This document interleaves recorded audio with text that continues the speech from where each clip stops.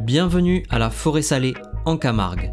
Ici, Léonard, agriculteur au service des chefs, a créé un oasis comestible. Après 10 ans en Guadeloupe à expérimenter la syntropie, il applique aujourd'hui tout ce qu'il a appris, des figues, des jujubes, des pommes, des néfliers, des grenadiers, plein de fleurs comestibles et plus de 200 variétés d'agrumes. Dans cet épisode, il nous montre comment il cultive et comment il met toutes ces saveurs à disposition des restaurants.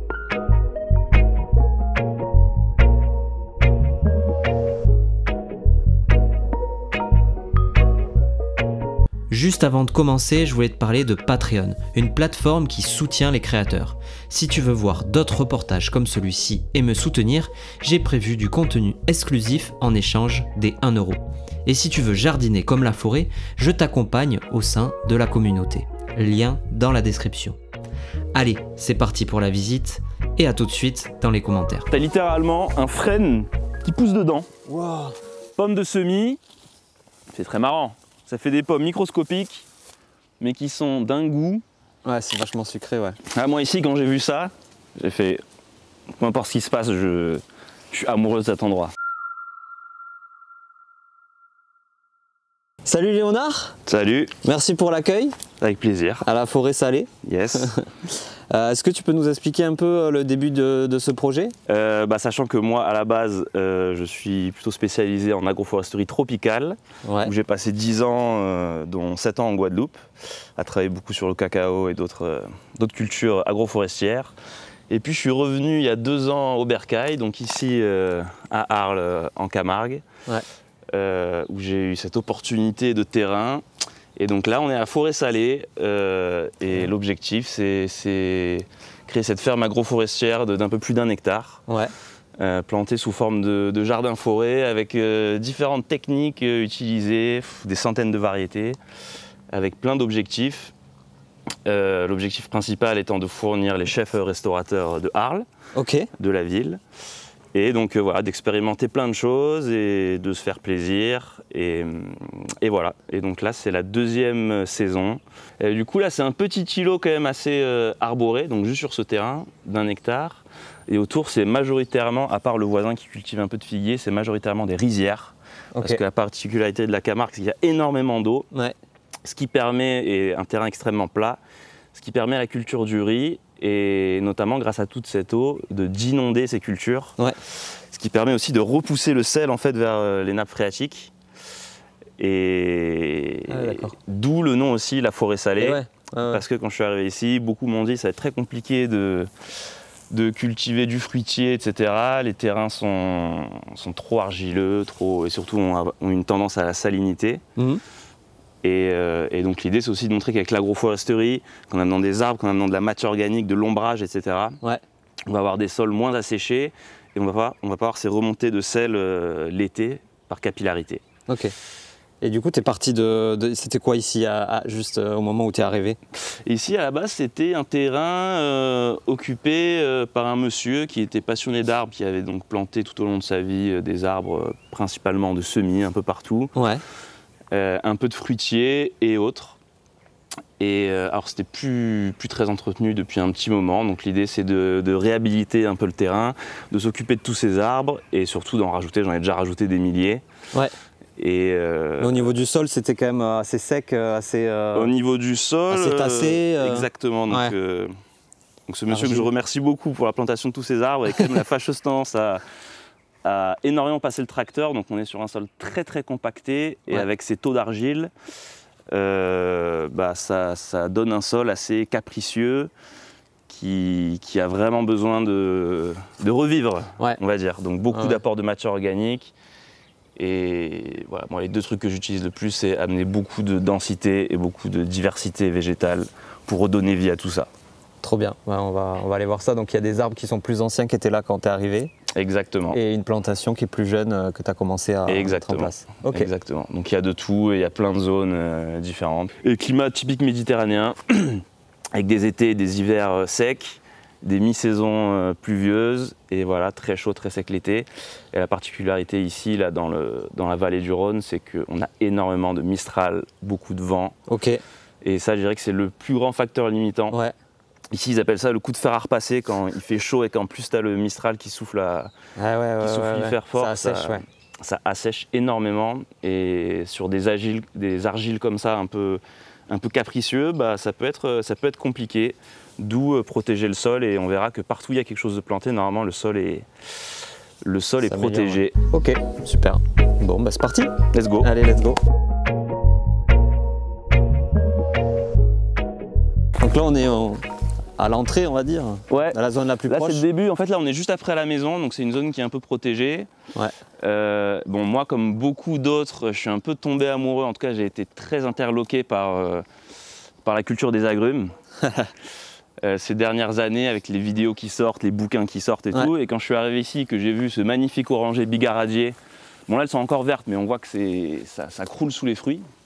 Donc quand je suis arrivé, il était 2 fois plus haut, donc je l'ai coupé en 2 pour qu'on ait une fructification un peu plus accessible, pour l'aérer un petit peu. Ah, tu l'as taillé carrément, ouais. Ah, je lui ai fait une grosse taille, hein. Il était au moins 2 fois plus haut. Ouais. Et donc là, c'est un arbre qui... Bienvenue à la forêt salée en Camargue. Depuis de longues années, n'a pas été arrosé, n'a pas eu d'amendement. Agriculteur au service des chefs restaurateurs. Qui se débrouille tout seul. Après 10 ans et en puis, Guadeloupe pareil, on à avait dit expérimenter ici, la les sols syntropie, sont saturés il en revient hiver, sur sa inondés, terre les natale agrumes meurent tous. et crée Moi, un j'ai vu qu'il y avait véritable 2 beaux oasis agrumes bien en comestible. place, adultes, Des qui se figues, débrouillent tout des seuls. jujubes, des pommes, je des vais en néfliers, planter, des grenadiers, j'en plantais des fleurs 150 comestibles autres. Ça et marche plus ici, de 200 variétés d'agrumes. Et Ici, la voilà. Et donc, dans mon biodiversité activité aussi foisonne pour livrer les et restaurateurs, inspire moi ça me la permet cuisine. de... Les agrumes, c'est hyper intéressant parce que je peux les explorer, la chair du fruit, le jus, le zeste, les feuilles. Donc là, on regarde les feuilles du bigaradier.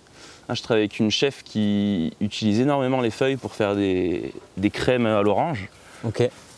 En fait, ça donne un goût de fleur d'oranger, mais selon elle, un peu plus équilibré, plus doux. Ok. C'est très intéressant, et ça, c'est le cas sur plein d'agrumes. On peut vraiment utiliser... Les feuilles aussi, quoi, il n'y a pas que les fruits. Voilà, les feuilles, le zeste. On peut même utiliser parfois les fruits immatures qui sont tombés avant d'être mûrs, séchés, râpés. Ça fait une super épice. Ah ouais. Il y a plein de choses. Trop bien. Et là, voilà, un beau Avec citronnier. un grenadier entre les deux. Un beau citronnier 4 saisons. Ouais. Et ça, c'est un grenadier de semis, hein, donc qui a poussé. Et donc là, on peut voir. Quoi, du coup. Il commence à s'ouvrir. Bah tiens. Tu l'as choisi ou il t'a choisi, je sais pas. Il m'a attiré l'œil. J'ai vu les petites... Et donc ici, il y a énormément d'arbres issus de semis. Je sais que t'aimes bien ça. Ouais. Communauté du noyau, communauté du... Là, c'est des pépins en l'occurrence, mais... Bon, moi, je sors jamais sans ma machette, hein, c'est le... Ben ça, c'est l'inspiration tropicale. C'est le côté tropical, ouais. Et on peut voir... Alors, je sais pas si c'est la meilleure celle-là, parce que... Déjà, là, c'est un peu tôt en saison. Et puis, c'est pas totalement mûr, mais on peut voir une belle couleur. Ouais. Ça, pareil, les chefs restaurateurs, c'est une demande, ça, pour... Bah, t'as tout, quoi. Ils en font quoi, du coup? Ils le transforment, Ça peut être transformé, mais moi je trouve le plus important c'est en frais, hein, parce que t'as l'aspect visuel, t'as le goût, c'est sucré, c'est acide, ça donne du croquant dans une petite salade ou quoi. Ouais. Et ce qui est ouf, c'est que très agréable, la variété, elle est issue de semis, quoi. C'est ça qui est... Elle est issue de semis, donc on voit que les... Bah c'est des grains un peu plus petits quand même. Mais ça, les journées où il fait chaud, t'as soif, t'es en manque de vitamines. Et puis la technique, c'est après, tu sèmes comme ça.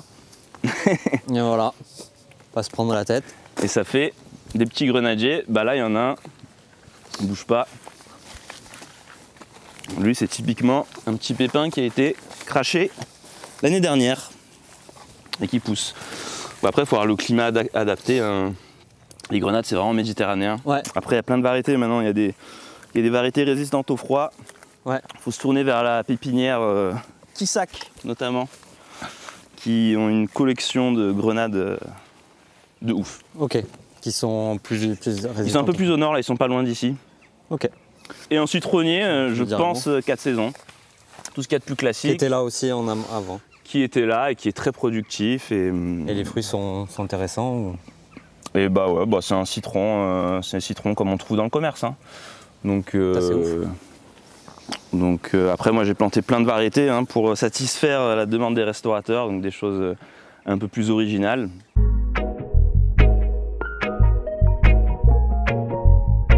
Ok, donc là c'était l'entrée et ensuite là on arrive du coup sur une zone... Là c'est la zone la plus jeune qui a été plantée il y a quelques mois seulement. Et donc la culture principale, là c'est les agrumes, hein, il y en a une bonne centaine qui sont plantés sous forme de... Bon, il y a plein de noms, hein, mais on va dire de haies fruitières. Ok. Et donc entre chaque agrume, on a un grand arbre qui est là pour protéger du soleil, protéger du vent, Là, ouais. qui va faire de la matière organique. Des grands arbres qui sont faits pour être trôniers, donc des peupliers, des saules, des aulnes de Corse, des féviers d'Amérique, ce genre de choses. Et donc entre chaque grand arbre, il y a un agrume. Et encore entre chaque agrume et un grand arbre, il y a un petit arbuste qui lui tolère l'ombrage. Donc voilà, classique quoi, 3 strates d'arbres. Ça va, ça ressemble beaucoup au système de syntropie. Voilà, moi j'ai commencé par ça. J'ai commencé par la syntropie sous les tropiques il y a un bon moment. Et ça a fait ses preuves. Après je le fais un peu à ma sauce quoi, avec ce que j'ai sous la main aussi. Ouais. Et voilà, et en climat méditerranéen, ça prend tout son sens parce que les éléments sont quand même assez dur, le soleil il tape, le vent il souffle, donc c'est bien d'avoir des petits écosystèmes protégés dès la première année. Et comme les arbres ça prend quand même du temps à pousser, moi j'aime bien rajouter, et c'est ça qui donne là cette impression de pousse, c'est les maïs, les tournesols et surtout, une plante moi dont j'ai envie de parler aujourd'hui, c'est le sorgho sucrier notamment. Donc on peut s'en approcher d'un joli, par exemple celui-là. Donc ça c'est pas un maïs, c'est un sorgho, donc c'est une plante qui vient d'Afrique, qui a besoin de beaucoup moins d'eau que le maïs. Ok. Il va vraiment pousser tout seul, il va avoir aussi beaucoup moins d'insectes qui vont venir le bouffer. Donc bon, ça produit pas d'épis de maïs, ça produit du sorgho, ces petites graines qui sont quand même comestibles. Normalement c'est transformé en farine, et puis si on n'a pas envie de faire de la farine, on peut en faire du popcorn, du mini popcorn. Ok. Ça c'est très mignon et ça plaît aussi à certains chefs, donc ça fait des micro popcorn. D'accord. Ça fait un truc original et puis quand tu le coupes, ça c'est du semi-direct, hein, j'ai juste jeté des graines dans la ligne. Wow. Et donc quand on le coupe, en fait ça fait comme une canne à sucre. Et ça tu peux manger à l'intérieur, en fait c'est sucré, un peu moins sucré que de la canne à sucre. Tu peux le peler. Et voilà, manger à l'intérieur, tu peux faire un petit bâton pour touiller ton cocktail et après le manger. D'accord. Tu peux le broyer, faire du jus. Ouais. Et surtout, ça fait une matière organique incroyable. Sachant que ça, si je l'avais... Là, on est un peu tard en saison, quoique ça va faire une repousse. Tu peux le tailler plusieurs fois dans la saison, à n'importe quel étage. Et il va renvoyer les tiges. Donc en fait, c'est comme un maïs que tu peux tailler et qui va jamais s'arrêter de pousser, quoi. Ok. Donc pour ceux qui ont envie de vite faire de la matière organique, vite faire de l'ombrage en quelques mois, voire quelques semaines dans un potager, je trouve que c'est la meilleure plante. Sorgho sucrier. Trop bien. Génial. Bah ça va. Et voilà, et après tu as fini. Bon là j'ai la flemme, je le mets juste par terre, mais si tu as un petit broyeur, tu fais un peu sécher, tu le passes dans le broyeur et ça te fait une poudre parfaite pour en matière organique, quoi. Ok. Donc là pour expliquer un peu aux gens T'as planté très dense en fait pour avoir des parties que tu vas récolter et remettre au sol pour nourrir le sol, quoi. C'est ça. Pour essayer de faire simple. C'est ça. En fait, là, il y a beaucoup de plantes qui sont là pour la consommation et beaucoup de plantes qui sont là, qui sont dites de service. Ok. Qui sont là pour être coupées et remises au sol pour faire de la matière organique et aussi pour que, en fait, il n'y ait pas de trou dans la ligne. Ouais. On veut qu'il y ait une plante qui pousse partout, parce qu'une plante, potentiellement, c'est un panneau solaire qui fait de la photosynthèse. Ouais. Qui avec ses racines va décompacter le sol, qui va activer des micro-organismes. Et plus il y a du monde, plus, en tout cas moi je suis content, parce que quand je regarde un écosystème naturel qui est en pleine expansion, une jeune forêt, il y a des plantes partout, il n'y a pas de trou. Ouais. Pourquoi il n'y a pas de trou? Parce que voilà, chaque plante a son rôle, et elle va avoir tendance à améliorer l'écosystème. Donc d'où cette densité. Et voilà, et moi quand je vois que c'est dense, je suis content. Ouais. C'est un peu contre-intuitif avec des fois ce qu'on peut voir où il faut planter tous les 3 mètres, etc. Exactement. Alors après, c'est sûr que si tu plantes un truc tous les 10 cm tout pourra pas arriver à maturité, en tout cas en termes d'arbres. Ouais. Et les lignes... Pour faciliter l'entretien et pouvoir tondre au milieu. Et, Ouais, pour avoir testé en rosace, en rond, en ligne, en quinconce, en octogone. Non, franchement, en zigzag, trop compliqué d'entretien. Ouais. Ne serait-ce que, là en fait, moi pour le moment, j'ai fait le choix de pas avoir d'irrigation. Mais si vraiment en été, il y a une grosse canicule et que je passais avec mon tuyau pour mettre de l'eau, c'est tout droit quoi. C'est tout droit, je peux tirer mon tuyau. S'il y a des trucs en zigzag, mon tuyau il va tout arracher. Ok. C'est juste impossible. Ok. Et pour passer la tondeuse en zigzag, c'est galère aussi. À la limite, moi je pourrais le faire, mais si un jour je demande à un ami de le faire pour moi, il va plus savoir qu'est-ce qui est planté, qu'est-ce qui est machin. Là au moins c'est tout simple, c'est droit. Ouais. Et à terme, de toute façon, ça va se refermer. Ouais. Ça va faire des belles voûtes. Ouais. Et là, on pourra se balader tranquille et récolter à l'ombre. C'est ça. Et vu du ciel, ça fera comme une forêt finalement. Exactement. Ça va se refermer, ce qui est déjà le cas des deux côtés du terrain, sur les deux ailes qui ont été plantées il y a un petit moment. Ouais, les parties où ça a déjà bien poussé. Et vu du ciel, on voit plus le sol, quoi. Ok. Voilà. Après, on peut faire des zooms sur quelques espèces. Ouais. Pour voir un peu ce que tu as implanté, ouais. Donc là, typiquement, c'est beaucoup trop dense. Là, on a un arbre à faisan. Ça, c'est une petite bouture que j'ai mis directement dans le sol, qui va faire un bel arbuste bien touffu. Ouais. Et à côté, on a un coïncido. Okay. C'est un petit cognacier dont on peut manger les fruits crus. Ouais.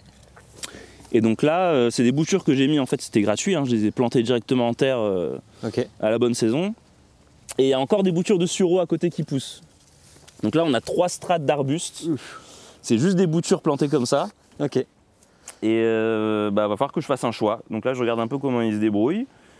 Ok. Selon les besoins que j'ai en termes de vente et selon lesquels sont les plus en forme, je vais faire un choix. Mais mieux vaut toujours avoir le choix que d'avoir un trou. Ah ouais, je comprends.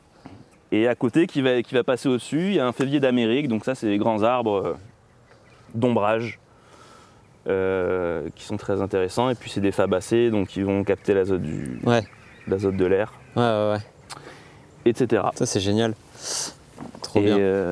Les peupliers, je vois. Du tournesol aussi, là. Voilà. Pour la matière organique. Qui vient piocher dedans. Ouais, t'as mélangé un peu, il y a un peu de tout, quoi. Il y a pas mal de diversité. Donc c'est la jungle, et cet été, toute cette hauteur, c'est ce qui a sauvé les agrumes, parce que moi j'ai pas été là tout le temps. Il y a eu plusieurs journées à plus de 40 degrés. Ouais. Toutes les plantes elles brûlaient. Ouais.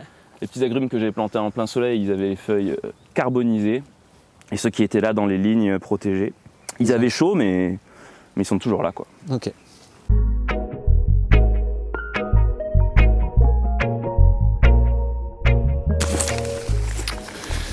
Une autre plante que j'aime beaucoup, là, il faut vraiment avoir un climat méditerranéen où il ne fait pas froid. Ouais. En matière organique au début, strate basse, c'est la citronnelle.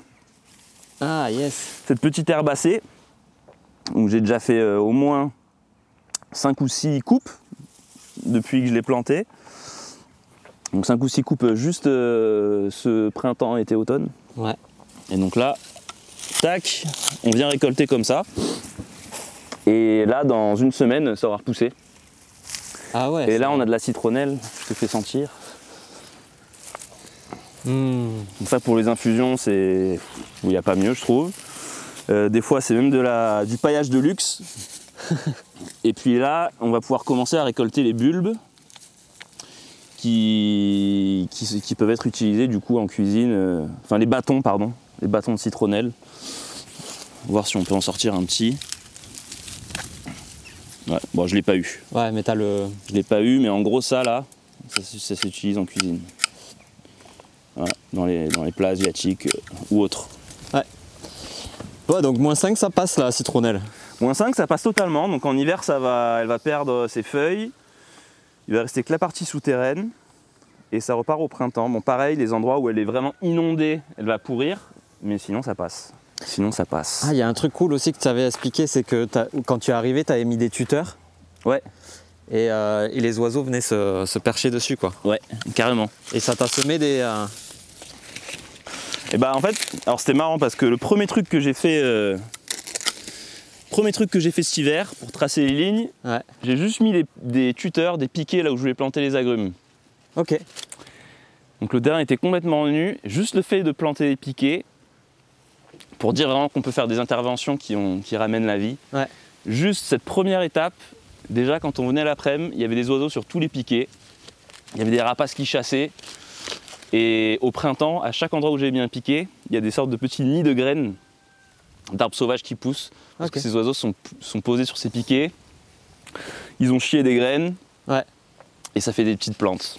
Et sans rien faire quoi, enfin juste en plantant des piquets. Comme quoi, des fois avec vraiment pas grand chose, on peut déjà commencer à ramener la vie. Ouais, puis t'as beaucoup d'oiseaux ici en la Camargue. Ah bah la Camargue, je me demande si c'est pas la zone d'Europe où il y a le plus de diversité en oiseaux. On va un peu là-bas dans les... Ouais, allez, let's go.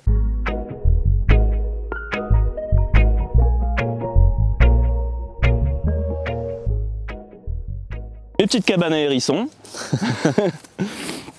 Petite cabane à hérissons, je le sais parce que mon chien il passe un peu son temps à aboyer autour des sèches. Donc c'est ça classique hein, quand vous avez la place, si vous avez la flemme ou pas la possibilité de broyer, les tailles d'arbres, vous faites des linéaires comme ça.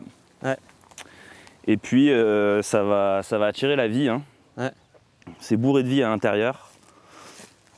Et moi je sais qu'il y a beaucoup de petites familles de hérissons qui sont bien efficaces pour manger mes limaces. Ouais. Là je vois des libellules qui se posent dessus. Ouais, c'est super intéressant ça, ouais. À ne pas faire dans les endroits sensibles au feu. Ouais. Mais sinon, non, ça fait le taf. Là on rentre dans le verger de pommiers.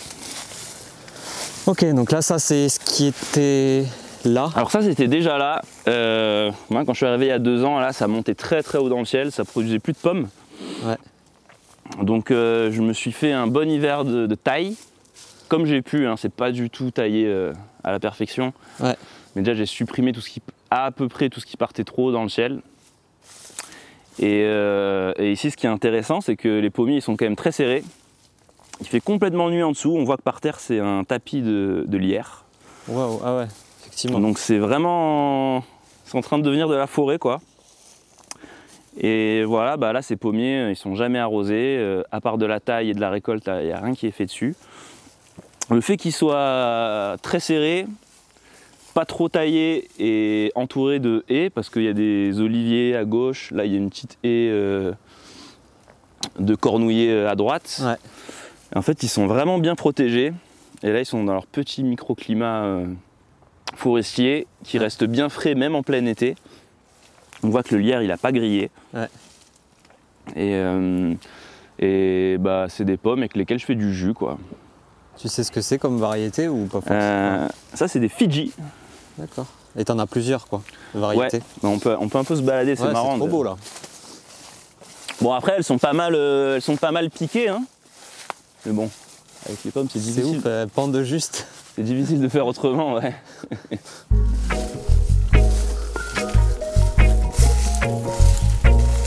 Donc cet hiver j'avais taillé à ma taille, hein, parce que je fais à peu près 2 mètres pour pouvoir passer tranquille. Effectivement. Moi je passe facile pour vous dire. Bon, là c'est en train de retomber.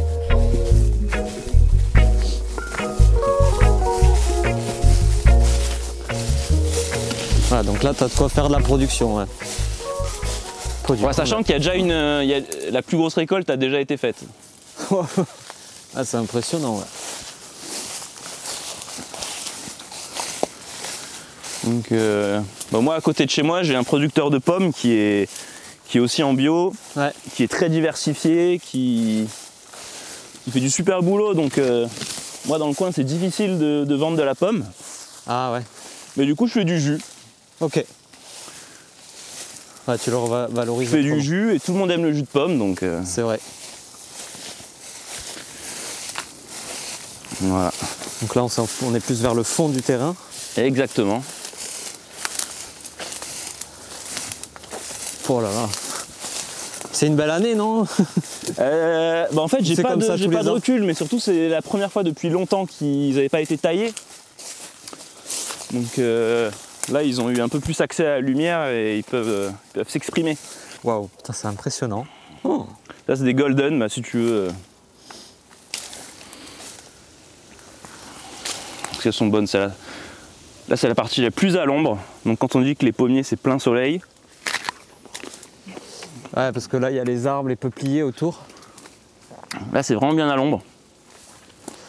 Comment dire Mais franchement, en climat méditerranéen, je connais pas une plante qui n'aime pas la mi-ombre. Ouais, à cause des grosses chaleurs. Ouais. Bah t'as les peupliers quoi. Ouais, les la peupliers. strate émergente en syntropie ou la canopée quoi. Ouais. Et encore, je vois là-bas les peupliers que j'ai plantés qui, l'après-midi, sont un peu à l'ombre. Ils poussent mieux. Ils poussent mieux quoi. Ah, c'est fou. Ils souffrent moins. Oh là là, mais c'est bon ça. C'est sucré. C'est bon, une petite pomme, hein. Elles sont sucrées, ouais. Bon, je sais pas si on parle du grand chêne là. Waouh. Il est beau, hein. Ouais, il a une belle. Je sais pas si, si tu te rapproches, on verra moins bien, non? Il a une super belle forme.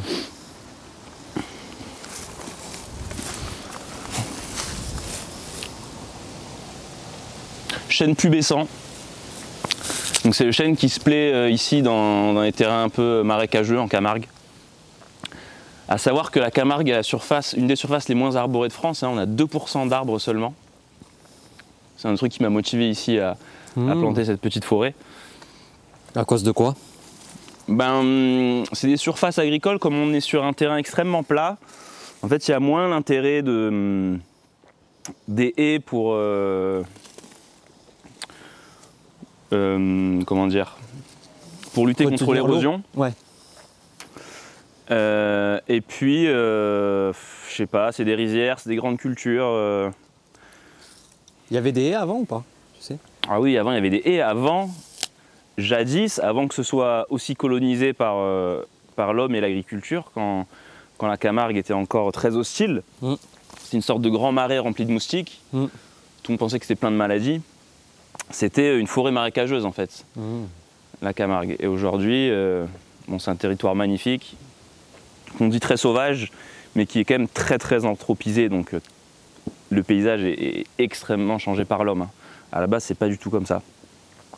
Ça me fait penser aux Landes. Ouais. Aux Landes, avant, il y avait des forêts aussi marécageuses. Ouais. Et ils ont mis du pin partout, quoi. Bah, c'est ça. Après, ça reste des zones humides qui abritent énormément d'oiseaux, mais moi je trouve que ça manque cruellement d'arbres. Ouais, non, mais de toute façon, l'importance de l'arbre, il est partout. Hein. Et la rue là, qui est juste à côté de chez moi, qui est très arborée, tout le monde la connaît parce que c'est tellement rare en Camargue de passer sous une voûte d'arbres. Ah ouais. C'est tellement agréable quand tu passes en dessous l'été, c'est frais, c'est fou quoi, tu perds 4 degrés. Et tout le monde connaît cet endroit parce qu'il est vraiment agréable. Et voilà, hein. Vive les arbres. C'est un petit îlot ici voilà. pour la forêt. Et les peupliers que j'ai plantés là dans ces lignes, c'est des boutures de ces peupliers, donc c'est juste des branches coupées pendant l'hiver, enfoncées dans le sol. Et la première année, tu peux avoir un arbre de 2 mètres, comme ça, c'est magique. Ok. Les méga boutures, c'est sur les saules et les peupliers. Pour moi, c'est une révolution. Ça coûte 0 €. Ouais. Des peupliers et des saules, il y en a partout. Tu peux les tailler, c'est des arbres qui adorent être taillés. Et bah, tu prends une grosse charpentière, là, coupée en biseau, de 2 mètres de long, tu l'enfonces dans le sol chez toi, et dès la première année, tu auras un arbre de 2 mètres. Tu l'enfonces au marteau si c'est trop dur ou quoi, voilà. Je faisais ça. Bon, plus tu l'enfonces profond, mieux c'est. Ouais. Ou un bon trou à la baramine. Et voilà. On peut aller voir une ligne que j'ai plantée, qui est 1 an de plus, que j'ai plantée l'année dernière. Parce qu'il y a un ordre là du coup de plantation? Non, tout ça c'était planté là. Mais d'abord on peut aller sous les néfliers là.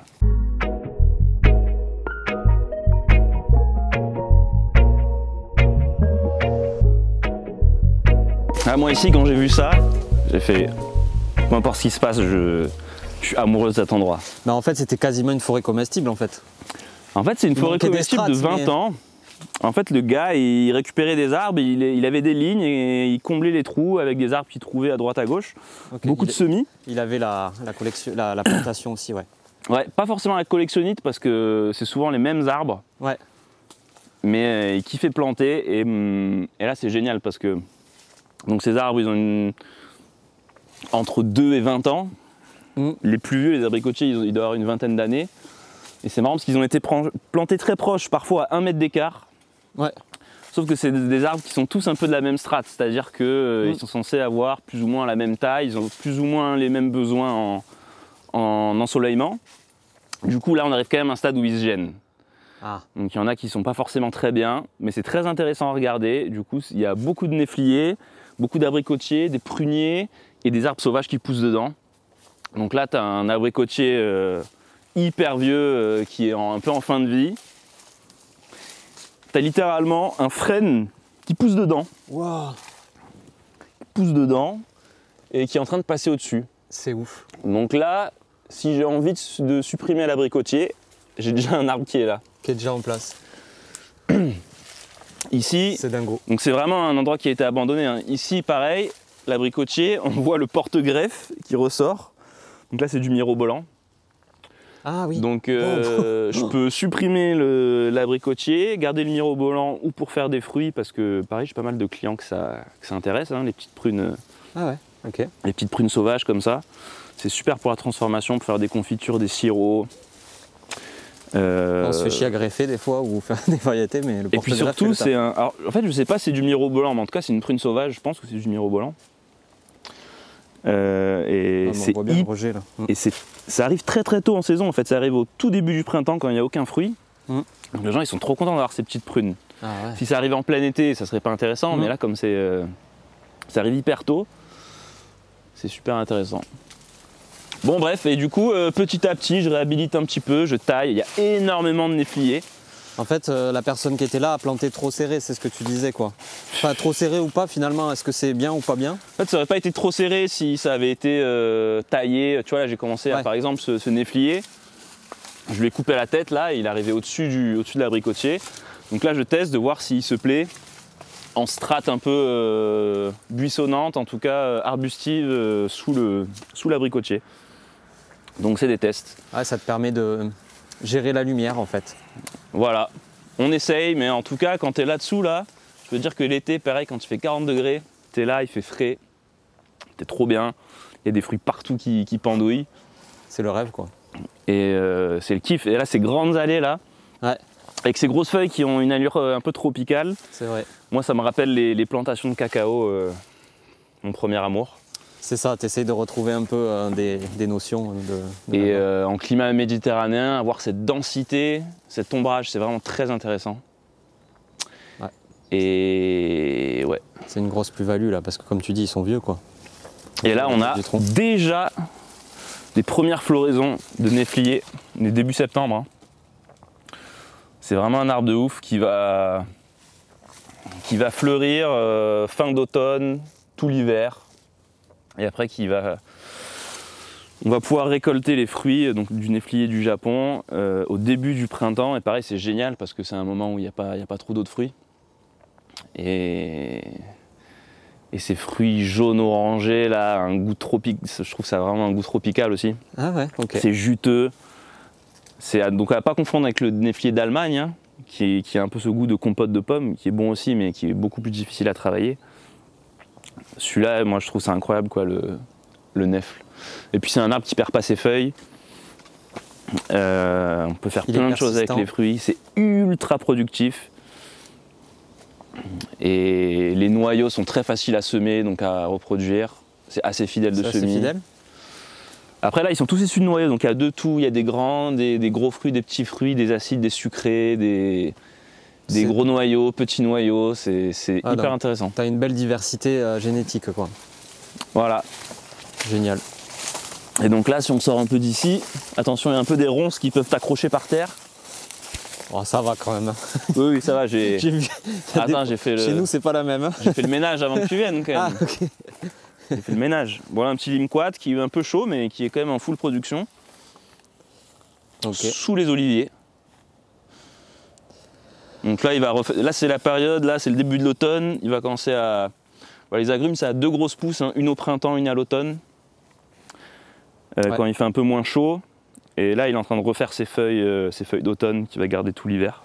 T'as amendé au début quand même, t'es arrivé, tu t'es fait tes lignes avec du paillage max avant de planter. Un peu de paillage, mais j'ai surtout coupé l'herbe sur les côtés que j'ai remis au milieu en fait. Ça c'est la base, hein. Utiliser ce qu'on a sur place.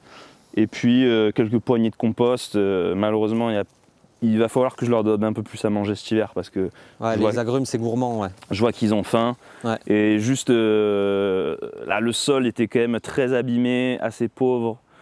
Donc là, il a quand même besoin de plus que de la tonte et quelques copeaux de bois, quoi. Ouais, en fonction des... Une petite grenouille. En fonction des plantes, tu mets plus ou moins de...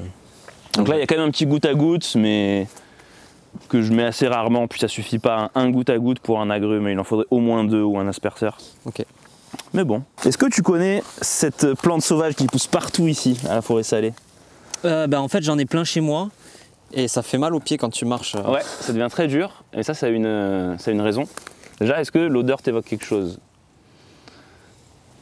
Il y en a qui l'appellent l'herbe à poivron. Normalement, ça sent le poivron. Ça, t'as raison. Ouais, parce que tu me l'as dit. Parce que je te l'ai dit. T'as raison, ouais. C'est vrai qu'il y a donc déjà, c'est comestible. Non. C'est poivré. Arrête. C'est franchement pas mauvais. Et là, j'en ai coupé la plupart. Mais là, on voit les tiges. Elles sont très très droites. Quand elles sèchent, elles se lignifient. Et en fait, c'est une plante qui vient d'Amérique du Nord et qui a été utilisée par les Indiens d'Amérique pour faire du feu. Comme ça, parce que ça fait des bâtons parfaitement droits, assez durs. C'est pour ça que ça fait mal aux pieds quand tu les coupes et que tu marches dessus. Ouais. Et bah, si vous savez faire du feu de cette manière-là, ça peut servir. Et puis sinon, c'est comestible, c'est super bon, c'est biannuel. Donc là, je le coupe. L'année prochaine, ça va refaire un buisson. C'est très intéressant. Là, le paillage, il y a beaucoup de paillage là qui a été fait avec cette plante-là. Ça s'appelle comment, t'as dit j'ai pas dit, je crois, la vergerette du Canada. Vergerette du Canada. Putain, tu vois, j'aurais appris un truc trop bien. Ouais. Plusieurs trucs. Donc, et dans le gazpacho, c'est très bon. Ça donne ce petit côté poivron. Génial. Et là, tu peux filmer aussi cette ligne. Donc cette ligne, elle a 1 an de plus. On voit bien que c'est plus abouti que celle qu'on a filmée tout à l'heure. Hein. Ouais, carrément. Ça a plus poussé. Donc ça, c'est ce que ça donne. Ouais, alors là, en plus, c'est des espèces que je savais parce que j'avais planté à l'arrache, c'était un peu tard. Je savais que, tu vois, là, j'aurais pas planté les agrumes. Là, c'est des trucs qui vraiment tiennent nickel. Je le savais, j'avais pas de doute. Donc des grenadiers qui sont déjà énormes pour des arbres de 2 ans. Donc vraiment, le grenadier, il est chez lui ici. Il faisait quelle taille? Tu saurais dire à peu près? Ils étaient déjà assez gros. Hein. Ah ouais. En fait, ils ont été déplantés d'un autre terrain. Ok. Enfin, ils étaient déjà assez gros. Ils faisaient la moitié de ça, quoi. Ah ouais. Même pas. On voit qu'ils sont déjà en fruits. Hein. Bah ouais, ça va très vite les fruits, quoi. Et là, donc c'est vraiment design tout simple. En arbuste, on a les grenades et les feijoas. Donc pour ceux qui ne connaissent pas, hein, les goyaviers du Brésil. Donc là, on voit des fruits. Hein. Ça, pareil, les restaurateurs, une fois que tu leur fais goûter une fois, généralement, ils kiffent. C'est validé? Ah, c'est validé. C'est tellement atypique. Et encore une fois, ça arrive très tard. À un moment, il n'y a plus de fruits. Ça arrive en novembre. Donc, tu as un fruit tropical produit localement qui arrive en hiver. C'est ouf. Ouais. Ça, avec les agrumes aussi? Exactement. Ouais, c'est génial. Et pour le coup, ça, c'est vraiment la plante de débutant, on va dire. J'aime pas ce mot parce que moi, c'est ce que je préfère, hein, les plantes qui ont besoin de rien, qui se débrouillent toutes seules. Le sec, le surplus d'eau, sol pauvre, sol riche, acide, calcaire. Ce truc-là, je l'ai vu se démerder partout. Il faut juste avoir plusieurs variétés pour une pollinisation croisée. Parce que je trouve que même les variétés auto-fertiles, ça marche pas très bien. Il faut vraiment avoir de la diversité. Et là, ça se met à fructifier de ouf. Et les fleurs sont délicieuses. Et j'adore cette plante. Je suis fan. Ok. Ouais, t'as plein de variétés qui existent. Voilà. Donc là, c'est un peu moins dense. C'est système tout simple. En arbuste, feijoa et grenadier. Et des boutures de saule au milieu pour faire un peu d'ombrage et la matière organique. Donc ça, pareil, hein, c'est un bâton qui a été coupé, planté dans le sol, rien de plus. Et là, au bout d'1 an et demi, ça fait déjà un arbre de 3 mètres. Mais on voit que ça va vite se refermer, quoi. Ouais, c'est ça. Ça va vite se refermer. Ouais, ça manquerait un peu d'aromatique là au sol. Bah, j'ai mis des boutures de romarin qui ont pris là. Ouais. Ça pareil, hein, là la plupart des plantes, c'est juste des bâtons plantés dans le sol. Donc ça t'a pas coûté trop cher au final, voilà. l'installation? Non mais c'est bien pour les gens, tu sais, quand t'as pas trop de budget. Exactement, t'es des bâtons dans le sol. Hein. Les boutures, c'est la vie, quoi. Et là, pareil, l'autre plante sauvage que j'ai en majorité, c'est le chardon. Ouais. Et le chardon, ici, il me sauve la vie parce que on voit cette racine pivot qui casse la croûte, comme on dit. Donc qui est vraiment là pour casser la première épaisseur très très compacte du sol. Donc c'est typique des sols compactés. Ouais. Et ça, t'as aucune machine qui peut faire mieux que ça, quoi. Ça fait des trous partout. Et l'hiver, quand on a des grosses pluies, grâce aux trous formés par ces racines pivots, l'eau va pouvoir s'infiltrer. Trop bien. Donc vive le chardon, même si à la fin de la journée, quand tu désherbes, ça fait mal aux mains. Ça picote, ouais. Ça picote. Et là, il y a le fameux pommier de semis. Pareil, hein, lui qui était propriétaire, mais il dit qu'il faisait pas de fruits. Il était gigantesque, hein, il faisait la taille d'un chêne. Il avait trois têtes. Je crois que je lui ai enlevé. On dit qu'il faut jamais enlever plus d'un tiers des branches d'un arbre. Là, je pense que je lui ai enlevé 80%. Mais donc il a une forme très bizarre. Hein. Là, c'est vraiment une. Mais c'était pour pour qu'il faut tenter. Tu t'es dit en le taillant, ça va le rebooster. Et... En fait, il avait une quantité de bois astronomique. Il n'avait pas la force de faire des fruits. Pourtant, je voyais qu'il faisait des fleurs, mais ça n'allait pas jusqu'aux fruits. Ouais. Et là, je lui ai fait. Bon, c'est même pas une taille en gobelet, là, c'est une taille en saladier. C'est un plat à paella, le truc. Tellement c'est large. Mais ça fait des fruits, et du coup, pommes de semis, c'est très marrant. Ça fait des pommes microscopiques, mais qui sont d'un goût. Ouais, c'est vachement sucré, ouais. Et la chair, je sais pas si tu vois, elle est jaune. Ouais. Et voilà, c'est original, c'est une variété. Ça fait des petites pommes que tu peux cuisiner presque. C'est ça. Le monsieur qui l'a semé s'appelait Monsieur Adnan, donc on va l'appeler la pomme Adnan. La pomme Adnan. Trop bien. Merci monsieur. Comme voilà. quoi, hein, semer vos pépins, vos noyaux, ça quand même. Surtout les pommes, on peut se dire que c'est pas très fidèle. Les pommes, c'est quand même pas très fidèle. Mais là c'était gagnant, quoi. Il y en a quelques-uns qui ont vraiment un goût dégueulasse. Mais là, j'aime bien. Puis ça fait un truc, tu sais, que personne d'autre ne l'a, quoi. C'est une pomme unique. C'est une pomme unique, ouais. Voilà. Et qui est beaucoup moins bouffée que les pommes là-bas, qui sont des variétés sélectionnées, qui sont pleines de carpocaps, pleines de verre. Ouais. Là, tu vois, bon, il y en a qui ont des trous, mais celles qu'on a mangées, là, elles ont aucun problème. Elles sont nickel. Elles sont nickel. Et voilà. Génial. Bon, on continue ? Allez.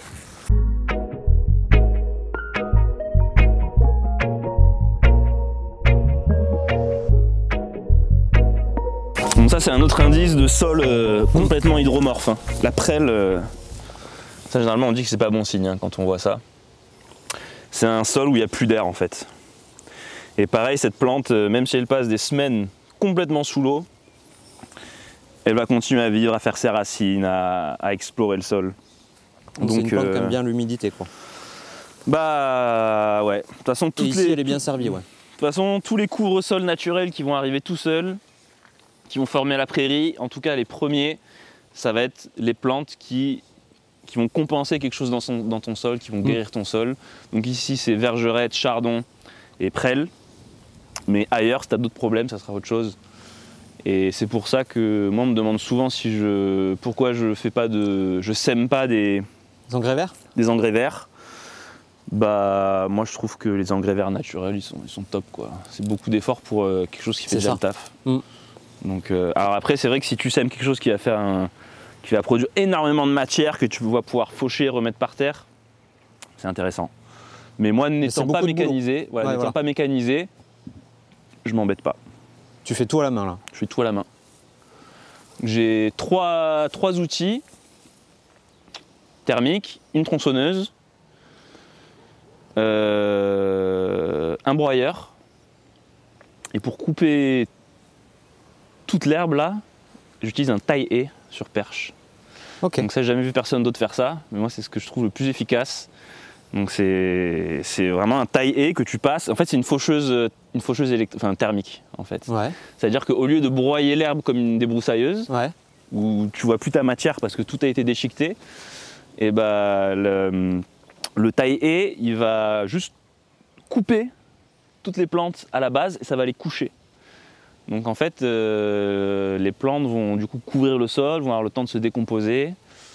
Et si tu as un râteau, tu peux les ratisser et les mettre dans tes lignes comme ça. Donc là, c'est ce que j'ai fait. Tu vois, avec une débroussailleuse, tu pourrais pas faire ça. Ouais. Là, les plantes, elles sont entières. Et comme tu dis, ça couvre le sol plus efficacement. Ça couvre le sol plus efficacement, voilà. Si on veut. Ça va pas partir dans l'air.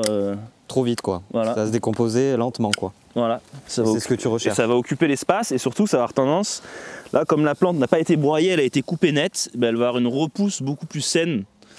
Et bon, pareil, c'est un peu contre-intuitif, mais moi, mon objectif, c'est que les interrants, ils poussent le plus possible. Ok. Ça fait de l'entretien, mais ça me permet de le plus couper et le plus avoir de matière. Et en plus, tout ce qui se passe au-dessus du sol, bah, y a la même chose qui se passe en dessous. Développement racinaire, les racines vont se décomposer, etc., etc. Et ça se fait bien, quoi. Avec mon taille-haie, bah, en fait, je passe et je fais comme ça. Bzzz. Comme si tu avais une... Ça coupe net. En fait, c'est comme une faux. Ouais, voilà. Sauf que moi, on dit que ça fait du bien au dos, mais j'ai quand même des petits problèmes de dos et ça fait mal. Là, juste tu passes, ça coupe net. Ouais, ok. Et surtout, avec une faux, tu peux pas passer dans un truc de 20 cm entre deux arbres, alors que là, tu peux, la lame est fine. T'es plus précis.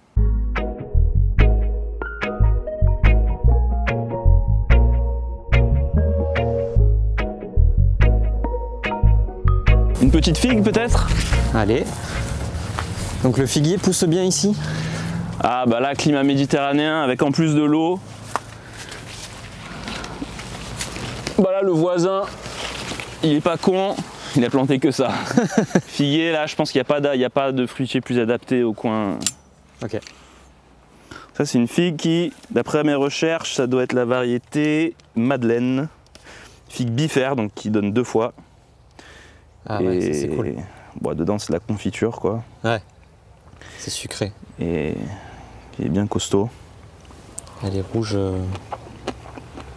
Bien rouge, quoi.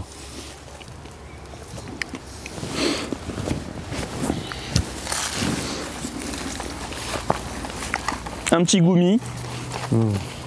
Chalef, pardon. Et vraiment, bah lui, c'est une bouture que j'avais fait. C'est des fruits microscopiques.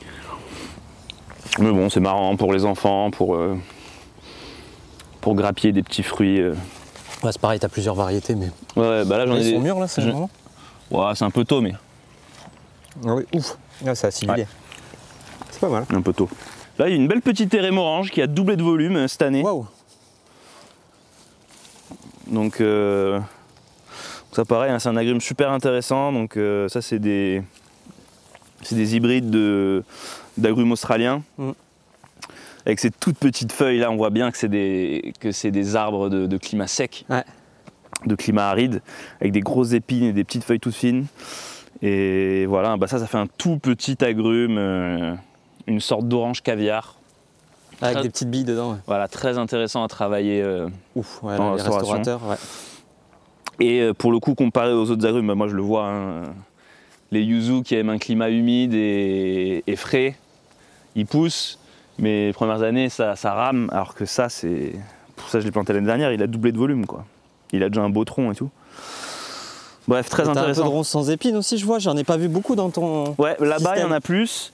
C'est quoi, c'est nouveau, c'est pareil, ça marche pas. Des petites boutures que j'ai. Ça c'est incroyable. Bon, on va aller voir là-bas, il y en a une grosse. Bah, avant la ronce sans épines, dans la famille des plantes qui poussent vite, ça c'est un tout petit eucalyptus que j'ai planté en arrivant il y a 1 an et demi, qui faisait 10 cm de haut. Attends, j'aille loin là pour le bout. Ah ouais. Donc voilà un arbre de 1 an qui a poussé de 5 mètres en 1 an. Donc si vous voulez quelque chose qui prend vite la place, qui produit de la matière, l'eucalyptus c'est pas mal. Bon, il a mauvaise presse, En fait, il a mauvaise presse parce que souvent, c'est un arbre qu'on va planter là où aucun autre arbre n'arrive à pousser. Ouais. Donc, c'est déjà des sols généralement qui sont très très pauvres. Et l'eucalyptus, effectivement, il va prendre le peu qui reste dans le sol, le peu d'eau, le peu de matière. Mais ce qui est intéressant avec ces arbres, en fait, c'est pas de les faire pousser, c'est de les couper. Ouais, c'est de l'utiliser en ressource, quoi. Voilà. Et là, tu le coupes à ta hauteur, tu broies ça, tu remets par terre, ça va redonner vie au sol. Enfin, ça va être une première étape pour redonner vie au sol. Ouais. Et chaque année, tu vas pouvoir le refaire. Chaque année, chaque année. Et là, l'eucalyptus, il devient vraiment intéressant. Donc il se trogne. Il se trogne bien. Il se trogne parfait. C'est l'arbre le plus plastique qui existe. C'est-à-dire que tu t'en fais ce que tu veux, quoi. Et il a vraiment pas besoin de grand-chose. Et il a très mauvaise presse. Mais beaucoup l'utilisent en agroforesterie, dans certaines techniques d'agroforesterie, pour sa pousse qui est extrêmement rapide. Et puis c'est magnifique, ça garde ses feuilles l'hiver. Après voilà, faut quand même aimer tailler les arbres, parce que si t'aimes pas tailler ça, ouais, il faut dire que quand même ça va te prendre trop de place. Trop de place, ouais. Et au niveau du sol aussi, ouais. Au niveau racinaire. Oui, si tu le trognes, il va diminuer son système racinaire. Voilà. Et il se bouture bien ou pas? Moi, j'ai jamais réussi à le bouturer, c'est plutôt parsemé. Ouais, ok, d'accord. Mais en fait, un fruit d'eucalyptus, ça contient des centaines de micrograines microscopiques. Ok. Donc en fait, avec un fruit, une toute petite capsule, tu peux faire 100 plants, quoi. D'accord, ok. C'est plus en semis, quoi. Et petite technique, nous à la base, on n'arrivait pas à les semer. Ouais. Jusqu'au jour où quelqu'un nous a dit, tu les passes un peu à la poêle, les graines. Tu les fais torréfier. Et tu les sèmes, et là, ça marche. Parce qu'en fait, c'est des arbres qui... Ah, yes. Ces arbres qui, alors j'ai plus le nom en tête, il y a un nom pour ce type de plante qui a besoin du feu pour se reproduire. C'est ça. Donc, ça, c'est dingue. C'est assez dingue, ouais. Donc tu vois... Dites-nous en commentaire si vous avez le nom de ce type de plante. Et donc ça, c'est le genre d'arbre, tu vas le laisser l'hiver comme ça, et quand il commence à faire un petit peu chaud au début du printemps, tu lui fais une énorme taille. Là, il va avoir la montée de sève et il va refaire la même quantité de matière en très peu de temps. Génial. Génial, génial. Toi qui aimes les ronds sans épines, ouais. Ça, c'est une petite bouture, pareil, que j'ai mis en arrivant. Et il y en a partout. C'est une pieuvre, ce truc. Et cette plante est extraordinaire. Ah. Avec un pied de mur sans épines, j'ai fait des barquettes et des barquettes et des barquettes. Ouais, des kilos, ouais. Des kilos, c'est incroyable. Et donc là, cet hiver, je vais la bouturer, je vais faire des centaines de boutures et les mettre partout dans tout le jardin. Ah voilà, c'est ce que j'allais. Tu vas l'inclure dans ton système. Ouais. Le seul problème, c'est que c'est pas toujours facile à conduire, ouais. Dans le sens où ça fait des grandes pousses comme ça. Ouais. Donc si tu l'as au milieu d'une ligne, ça va s'étaler. Ouais. Et voilà, c'est pas toujours facile. Après. Les palissés ou les trucs, ouais. C'est vrai que ça, faut voir. Faut après, voilà, si comme moi, ça te fait pas peur d'avoir des trucs qui partent de partout. Ouais. C'est génial, quoi. Ouais, après il faut tailler. Hein, c'est génial. Et puis elle garde le rôle de la mûre, de maman de la forêt. Les jeunes arbres adorent pousser dedans. Niveau racinaire, niveau connexion avec les champignons, les bactéries, pareil, il n'y a pas mieux que la ronce. Et en début de système, c'est génial, ça marche à l'ombre, ça marche en plein soleil. C'est une plante de malade. Trop bien. Planter des ronces, c'est cool. Ouais. Et là, tu vois, tout là, sur toutes ces tiges-là, elle cherche. Ah, mais t'as un pommier dedans? C'est un poirier. Un poirier? On le voit presque plus. J'avais pas vu, ouais. On le voit presque plus. Ah, ils se mêlent les deux là, c'est top. Ouais. Un petit arbre à salade, Tuna sinensis, pour pied de mer. Ah, celle-là peut-être tu la connais pas. Le poivre du Mexique. Ouais, non, ça me... Poivre du Mexique. Ça c'est vraiment en climat chaud, hein, parce que ça résiste à -5 max. Poivre du Mexique, donc ça incroyable. La feuille est comestible. C'est un goût poivré anisé. Okay. Au Mexique, ils vont le mettre dans une poêle, ils vont craquer une omelette ou de la pâte dessus. Après, tu le roules, tu le coupes en morceaux et tu as la feuille qui enroule le truc. Tu peux faire des papillotes, tu peux faire des poissons. Okay. Et je te laisse sentir. C'est entre le poivre blanc et le pastis, le pastaga. Le petit côté anisé. Ouais. Ah, l'estragon du Mexique, je sais pas si tu connais. Ouais, ouais. Il y a un côté estragon du Mexique, tout à fait. Ouais. Excellent. Plante très intéressante, ou alors juste frit un peu dans une poêle. Faut la faire cuire quand même en amont. Ouais, manger comme ça, ça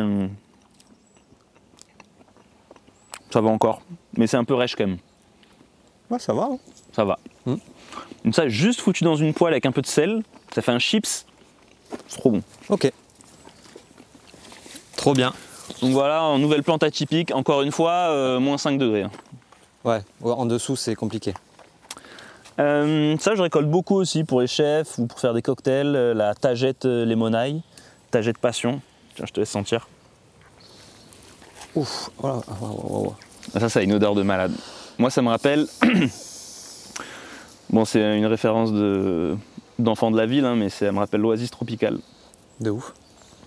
Ça sent l'oasis tropicale. Ça sent l'oasis tropicale. Voilà. Et voilà, une super tagette. Donc là, je viens de la couper, mais sinon elle était haute comme ça. Et ça fait des petites fleurs jaunes. Ouais. Et ça, en infusion, en cocktail, c'est... D'accord. Ça donne vraiment un côté exotique. Et ça, c'est encore une plante très, très, très facile.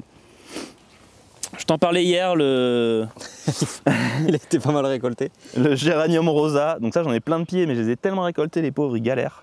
Géranium rosa. Et donc c'est un géranium qui est très très aromatique, très puissant. Et donc ça a vraiment une saveur de rose et de litchi. Et ça plaît énormément. Il y a des chefs qui l'utilisent pour des desserts, pour faire des crèmes, pour... Oh là là, sens-moi ça. Hop là. Ah ouais, putain c'est... Moi j'aime bien le rhum et ça dans du rhum c'est incroyable. C'est une plante qui est très cultivée à La Réunion. J'adore. Ouais, mais je peux comprendre le petit côté... Alors, je sens que tu kiffes pas trop parce que mais beaucoup détestent, beaucoup... Non mais ça peut faire un peu côté, un peu pas chimique mais... Ouais, si, un peu chimique. Ouais, un peu chimique, ouais. Un peu de détergent. Un petit peu.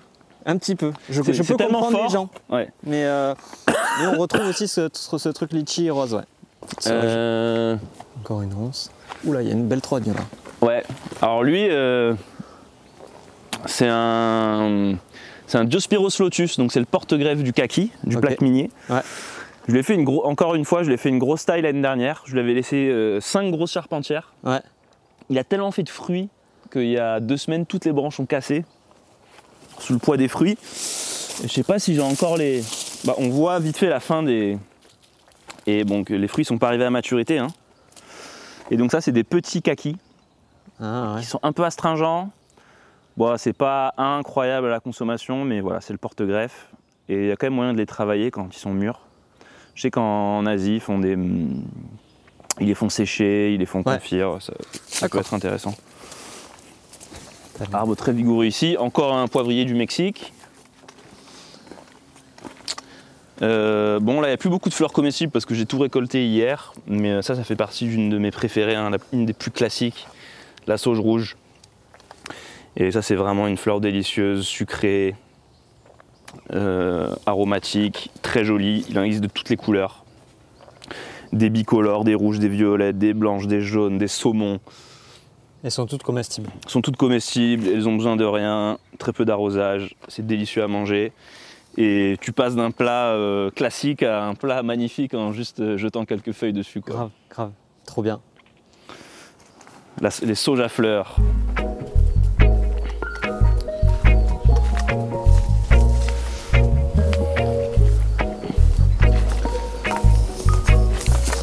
Bon, voilà comment peut se comporter une ronce sans épines qui n'est pas taillée. Hein. C'est juste un pied. Ouais, c'est la pousse de l'année quoi. Ça c'est que les pousses de l'année, et là il est en train de s'enraciner partout. Et tout ça, ça va partir en bouture pour... Trop bien. Pour cet hiver. Alors là c'est la partie un peu plus potager. Ouais. Potager, jardin-forêt. C'est pareil, hein, il y a plein de tests. Qu'est-ce qu'on pourrait... Ah! Pour ceux qui aiment apporter du légume dans les jardins-forêts. Ouais. Moi, si j'ai un légume à conseiller, c'est le poireau perpétuel. Le poireau perpétuel, c'est un poireau qui se sème par bulbie. Ouais. Tu le fous en terre, t'as rien à faire. Première année, ça va te faire 5 poireaux. Deuxième année, ça va t'en faire 15. et ainsi de suite, et ainsi de suite. Ah. Là, ils viennent de sortir. Bon, là, j'ai pas désherbé, hein, c'est un peu le bordel, mais en gros, c'est des fraisiers. Et au milieu, tu as des poireaux perpétuels. Ouais. Il y en a partout, hein, il y en a des milliers. Ouais. Et donc là, ils viennent de sortir. On pourrait les consommer déjà comme ça, hein. C'est en micro-poireaux. Après, ils vont devenir de plus en plus gros, ça va faire comme des poireaux crayons. Ouais. Ils vont passer l'hiver comme ça. Tout l'hiver, on va pouvoir les consommer. Au printemps, ils vont refaire une pousse, ils vont commencer à être vraiment costauds. Là, on va pouvoir manger des bons poireaux. Ouais. Et après, ils vont entrer en fleurs. Ça va faire des pompons roses. Excellent aussi à manger. Super intéressant pour la commercialisation. Ok. Et il n'y a juste rien à faire. Je les ai pas arrosés. Ça a pris le chaud. Ça disparaît juste 1 mois et demi en été. Et après, ça revient. Ils sont moins gros que les... Là, ils sont microscopiques parce qu'ils viennent de sortir. Mais ils sont pas aussi gros quand même que les poireaux de mémoire. Non, ça reste vraiment des petits... Mais ils sont très goûtus, quoi. Des petits poireaux, hyper goûtus. Ouais. Est-ce qu'on va voir les bulbilles? Voilà à quoi ça ressemble. Ah yes. Tu crois qu'on peut manger le bulbi? Ouais, bien sûr. Moi, ce où je bouffais avant, c'était les bulbilles qui les intéressaient le plus. Ah ouais? C'est entre l'oignon. En fait, c'est un oignon qui a un goût de poireau. Et après, ça peut devenir plus gros que ça. Hein. Et... C'est dingo. Et après, ça te fait, à la fin de la saison, ça te fait une touffe, mais comme ça, avec 50 petits poireaux, quoi. Et à chaque fois, t'en récoltes, donc ça laisse la place aux autres de se développer, de pousser. Et ça pousse très bien à mi-ombre. Donc c'est vraiment le légume perpétuel par excellence. Les petites fleurs aussi. Bon, là, c'est un joyeux mélange. Hein. C'est trop beau. Coriandre vietnamienne. Je sais pas si tu connais. Yes. Très magnifique plante. Bon, peu de gens. C'est ça, les restaurants, je sais. Il y a des restaurants asiatiques. J'en ai vendu, ouais. J'en ai vendu sous forme de coriandre. Il y en a que ça intéresse pour mettre dans la soupe, etc. Ah, c'est quoi, c'est un arbre, ça? Ça, c'est un peuplier. Ah, t'as quand même mis des arbres dans ton potager. Ouais. Bah, il n'y a que ça. Hein. Là, t'as sureau, peuplier, noisetier, pommier rouge, abricot de semis.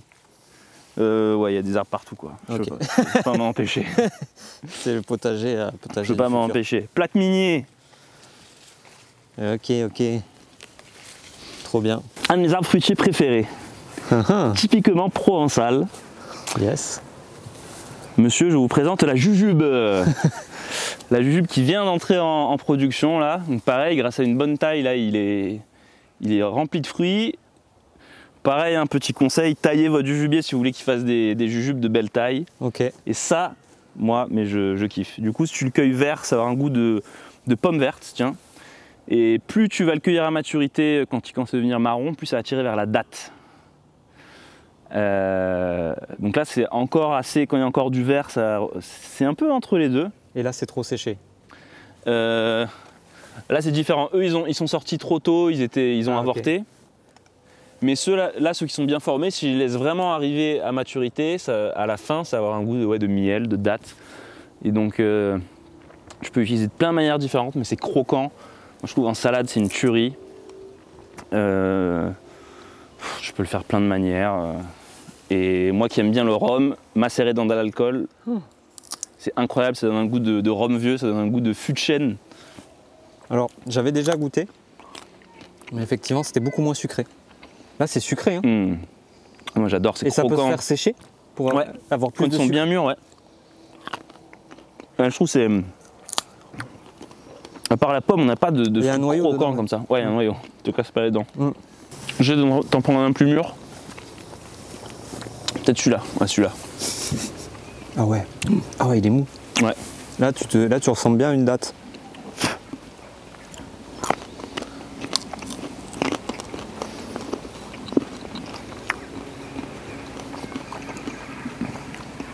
Je comprends. Et ça, encore une fois, vraiment un arbre du sud. Ça, tu le plantes dans le désert, ça va pousser. Bah, au Maroc, ça pousse comme du sauvage. D'ailleurs, il a vraiment ce... Donc là, c'est les pousses de l'année, mais il y a des gros piquants qui sont en forme d'hameçon, de griffes, qui sont vraiment recourbés pour t'accrocher. Ça, c'est vraiment pour pas se faire becter par les chèvres ou autres dans la nature. Regarde, là, on voit mieux. Ils ont quoi, pardon? J'ai pas... Des gros piquants. Ah oui. Et ça, je me suis déjà pris dans la main, c'est pas agréable. Et en Guadeloupe, on avait de la même famille, on avait les surettes. Et les surettes, c'est la même chose, sauf que le fruit est rond. C'est vraiment la même famille. Surette de Mauritanie. Et délicieux aussi. Là-bas, ils en font des sirops, des punchs, des confitures. C'est vraiment un petit bonbon, quoi. Pas comme les dattes, ouais. J'adore cet arbre. Et ça, pareil, dans la cuisine, très très intéressant à travailler parce qu'il y a plein de stades de maturité, plein de textures différentes. Ouais. Et voilà. Bon, là, il a un peu une forme bizarre parce que je l'ai taillé comme j'ai pu et il a repoussé comme il a pu. Mais à terme, ça peut vraiment faire une boule. Mâchouille-moi cette petite feuille bien brillante. Effectivement, c'est bien brillant. C'est un cousin du poivre de Sichuan. Et lui, c'est le feuillage qui est intéressant. Mmh. Et ça, moi, je trouve que c'est un goût de combava. Ça a vraiment un goût de citronnelle, d'agrumes, vraiment de combava. Et bon, on va avoir le même côté un peu anesthésiant de la langue. Mais un peu, mais pas trop. Et moins que le poivre de Sichuan, quand même. C'est très très joli. C'est une petite feuille très brillante. On dirait un petit buis. Et ça, pareil, hein, quelques feuilles déposées sur un poisson, dans un cocktail. Ça s'appelle comment? C'est intéressant. Alors c'est un Xanthoxylum, donc de la famille des poivres du Sichuan, mais je ne rappelle plus celui-là, ça commence par un B, Xanthoxylum, Bicheyanum, un truc comme ça. Moi je l'appelle poivre combava, c'est plus sexy. C'est plus parlant. Mais dites-nous en commentaire si vous connaissez la variété. Là je vois ça, c'est un... merde, comment ça s'appelle déjà? Moi je l'ai plus non plus. En fait je l'ai pas trop retenu parce que c'est pas fou. Ouais, c'est pas fou. C'est super bon transformé, mais cru c'est pas fou. Ok, transformé ça peut se transformer quand même. Ah, transformé c'est excellent, Allez, on fait un quiz, si vous l'avez. Merde. Vous gagnez le droit de rejouer. Et tu as aussi ces fleurs là, peut-être tu peux expliquer. Ah oui, bon ça on n'en a pas parlé. Bon là, on voit qu'elle a été récoltée tout l'été, hein. Toutes les tiges sèches c'est des fleurs qui ont été récoltées. Et donc ça, le tulbagia ou ail d'Afrique, c'est un... Moi je l'appellerais légume, hein. C'est un légume vivace. Donc lui il va jamais disparaître, il va toujours rester en feuilles, en tout cas dans le sud. Et ses fleurs sont juste magnifiques et délicieuses. C'est un goût d'ail très prononcé. Ça en cuisine c'est incroyable. Pareil, il n'y a rien à faire. Ça pousse tout seul sur un rond-point, ça pousse tranquille dans ton jardin, tu vas pouvoir le mettre à mi-ombre, en plein soleil, partout. Ouais. Ça fait de la couleur. Et moi je le mets aussi dans mes... J'ai remarqué que là où j'en avais mis, j'avais tendance à avoir moins de campagnols. On sait que les campagnols sont repoussés par les aliacées, tout ce qui est de la famille de l'ail. Donc, alors après j'avais pas vu ça dans des bouquins ou quoi, mais... Moi j'avais vu que c'était utilisé en Afrique ou je sais plus, ouais. Pour repousser les serpents. Ah, bon bah tiens. Donc c'est un petit côté répulsif quoi. Peut-être qu'on tient un truc. Et ça pareil, c'est une plante hyper facile à multiplier. Bah, cette petite touffe là, c'était juste une tige l'année dernière. On va prendre celui-là qui est encore plus costaud. Ouais. Et donc ça tu l'arraches ou tu le coupes en deux avec une bêche. Et en fait, chaque tige est un plant que tu peux séparer. Donc en fait, avec une touffe, tu peux faire très vite 50 plants. Wow. Et moi, j'encourage vraiment à utiliser ces plantes qu'on peut reproduire facilement chez soi, qui coûtent rien du tout, qui sont faciles à cultiver. Et comme ça, on ne se prend pas trop la tête, on n'est pas dégoûté du jardin. Ça marche bien, on a des récoltes et on kiffe. Et ça permet de se rassurer pour à côté, des fois, faire d'autres plantes un peu plus compliquées. C'est des valeurs sûres quoi. Qui ont besoin d'un peu plus d'attention, mais je trouve que c'est très important et ça je le conseille, de toujours pouvoir se reposer sur quelques valeurs sûres pour avoir des récoltes, pour avoir des trucs qui marchent, qui poussent, qui font de la couleur au jardin. Comme ça on n'est pas déçu quoi. Et ouais. Voilà, faut jouer un peu dans tous les tableaux, tester des nouveaux trucs et pouvoir aussi se reposer sur quelques valeurs sûres. Voilà. Et tu consommes quoi alors? Tu consommes la fleur? Tout. Les feuilles? La fleur, les feuilles, les racines, le bulbe, tout ce qu'on consomme. Bon après, faut pas avoir un rencard juste après. C'est un fort goût d'ail, ça fait bien plus de la gueule. Mais dans le sud, on kiffe l'ail et... Enfin, c'est trop bon quoi. Et ouais, franchement, c'est... Tulbagia ou ail d'Afrique du Sud? C'est ça, Tulbagia ou ail d'Afrique. Et il y en a même, j'ai même déjà livré à des restaurateurs. Eux, ils travaillent la tige florale comme ça, comme de la ciboulette. en fait hachées comme ça en tout petits morceaux. Et voilà, comme de la ciboulette. Et à l'intérieur, c'est juteux, voilà. Donc c'est une super plante qui est plutôt utilisée par les paysagistes, mais qui est tout à fait comestible et très intéressante. Tu veux dire un petit mot pour finir? Non, bah planter, surtout, moi le truc que je conseille le plus, c'est qu'il faut se faire plaisir, quoi. Bon, moi il y a un aspect commercial, mais outre ça, en tout cas au début, la première démarche que ça doit être, c'est se faire plaisir aux autres, partager une passion, partager des moments. Parce qu'il faut convaincre les restaurateurs quand tu leur ramènes l'ail d'Afrique du Sud, ils ne connaissent pas forcément, j'imagine. Voilà, alors quand on va en restaurateur, c'est particulier parce que où tu as des produits classiques, et là il faut savoir te démarquer des autres, ce qui n'est pas forcément facile, parce que selon où tu es, tu peux avoir beaucoup de concurrence en maraîchage, en fruitier, etc. Et la vente directe, c'est quand même du boulot de livraison, du boulot de discuter avec les clients, de présenter chaque semaine ce que tu as de nouveau. Et donc moi ma stratégie pour tirer mon épingle du jeu, on va dire, c'est proposer des produits que les autres n'ont pas. Des trucs originaux, et ça c'est hyper, pour moi c'est le meilleur débouché qu'on peut avoir avec les jardins-forêts. Dans les jardins-forêts, généralement il y a une passion d'essayer des nouvelles plantes, de faire découvrir de nouvelles saveurs. Et ça va hyper bien avec le milieu de la restauration. Donc après voilà, faut aimer vendre des produits, faut aimer les mettre en avant, faut aimer en parler. Moi j'aime bien communiquer là-dessus, mais c'est pas le cas de tout le monde. Et c'est vrai que quand tu deviens agriculteur, c'est pas forcément ce pourquoi tu le fais. Donc, mais en tout cas c'est très intéressant et puis c'est hyper motivant, quoi, parce que tes produits sont mis en valeur de la meilleure des manières. C'est clair. Et il y a un échange avec le chef.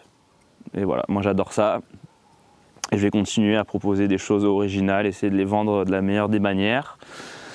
Et tout en accueillant un maximum de vie sur le lieu. Et en prenant du plaisir. Et en prenant un maximum de plaisir. Ça se ressent bien en tout cas. Bah écoute, bravo pour ce projet. Vive la forêt salée. Yes. Vive les jardins forêts. Totalement. Et puis pour te retrouver sur Instagram, des choses comme ça? Ouais, ça. Ok. La forêt salée. La forêt salée. Ok. Merci Léonard. Ciao. Si tu aimes mon travail, abonne-toi et soutiens-moi sur Patreon.